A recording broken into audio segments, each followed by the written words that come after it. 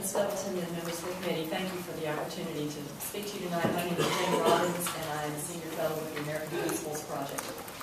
I wanted to speak tonight about the data collection aspect of the Common Core, which is a particularly concerning aspect of the entire Common Core scheme.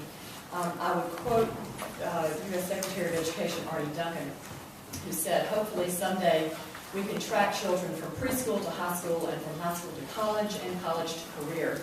We want to see more states build comprehensive systems that track students from pre-K through college and then link school data to workforce data.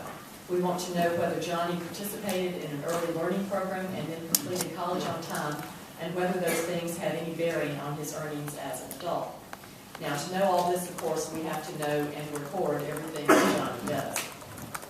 The underlying philosophy of this idea has been around for well over a century.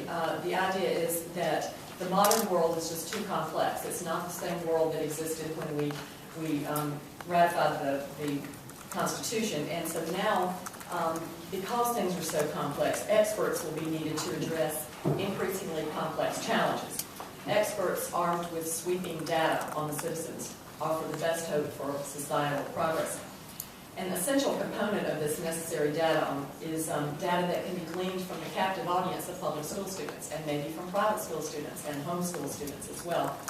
The education reformers have long advocated the creation of massive student databases that can be used to track students from birth into the workforce, and this is what Artie Duncan quite openly wants to do.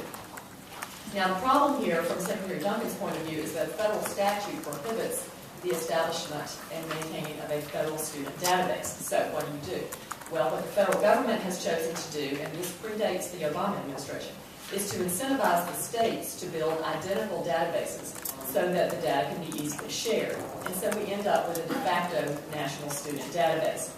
All this was done, of course, through the power of the federal purse. In 2002, the federal government began something called the Statewide Longitudinal Data System Grant Program, to offer grants to students to build their student data systems according to federal dictates.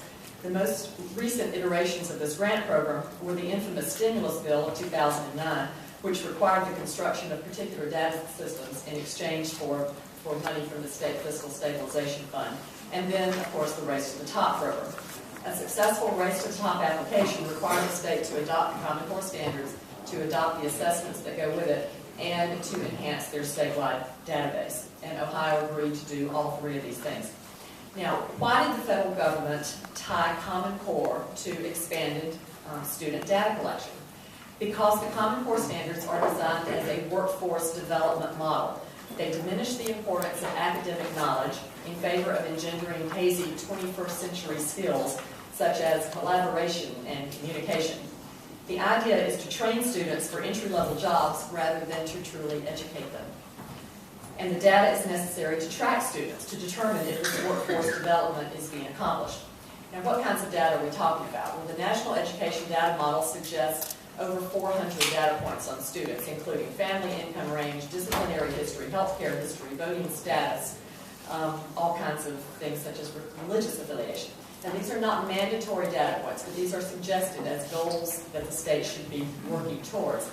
Now, the most concrete connection of this data collection to Common Core is through the National Assessment, which is PARC. That's the consortium that Ohio is a member of.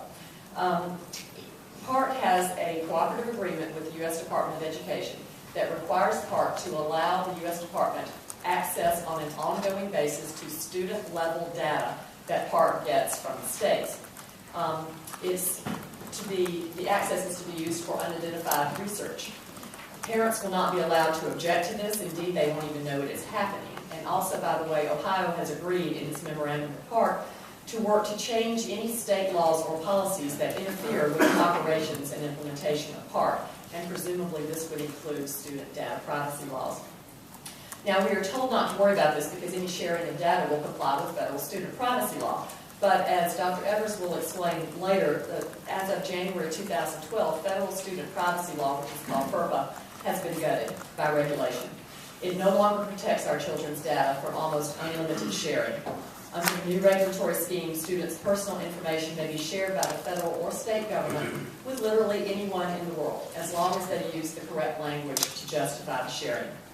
And the federal government is encouraging widespread sharing of student data within states, such as the Departments of Labor, Public Health, Corrections, Juvenile Justice, that sort of thing. The idea is that the state, uppercase, should know everything there is to know about a student so that he can be better trained for his proper slot in the economic machine. Now, where might all this data end up? One illustrative example, and an obvious one because this is a workforce development model, is the Department of Labor, both federal and state. In fact, the Department of Labor and the Department of Education on the national level have a joint venture called the Workforce Data Quality Initiative, the purpose of which is, and I quote, developing or improving state workforce data systems with individual level information and enabling workforce data to be matched with education data. Student data is to be shared to the extent possible with state and federal labor agencies to promote the goal of workforce development.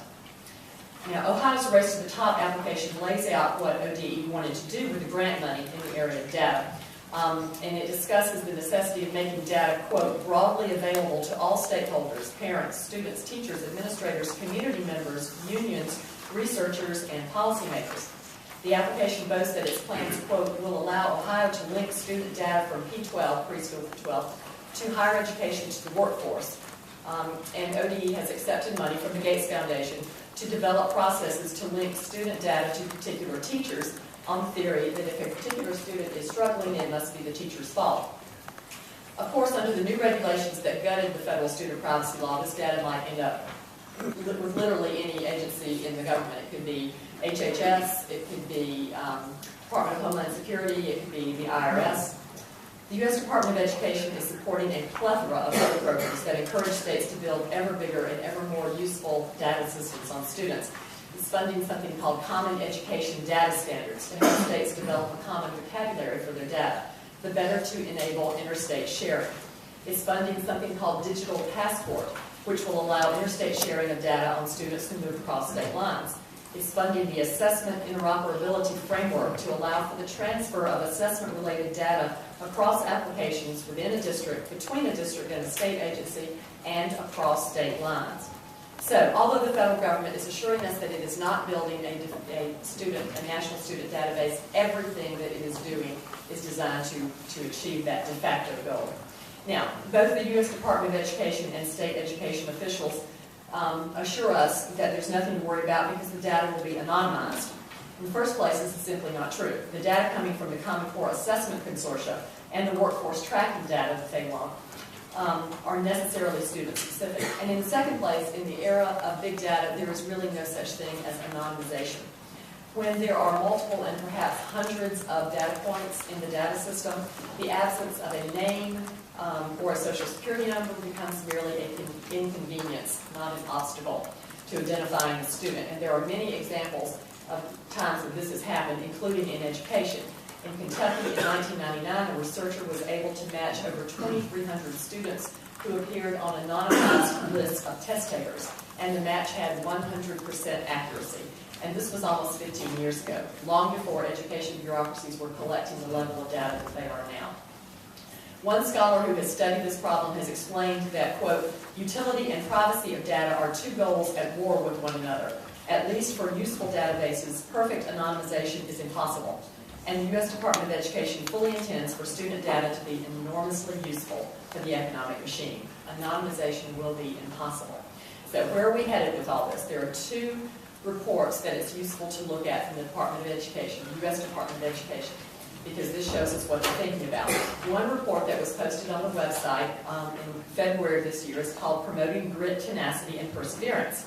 The thesis is that education must inculcate these qualities in students, and their presence or absence must be measured in some way.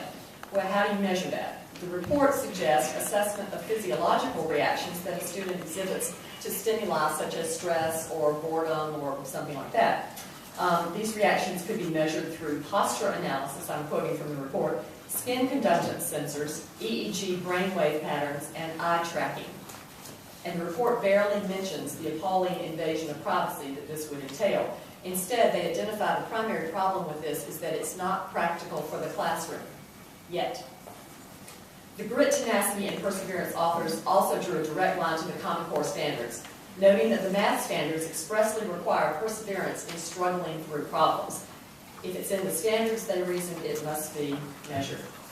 Now, am I suggesting that when the PART tests go into effect in 2014, 2015, that our children are going to be hooked up to these machines? No, I am not. I am merely observing that this is the mindset of the people in control in Washington, D.C. And when you read the report paid for by tax dollars and posted on their website, you realize that they don't really see anything wrong with this. And they are very, very enthusiastic about the possibilities. And I believe that when someone in power tells you what they want to do, it's wise to take them at their word. Now,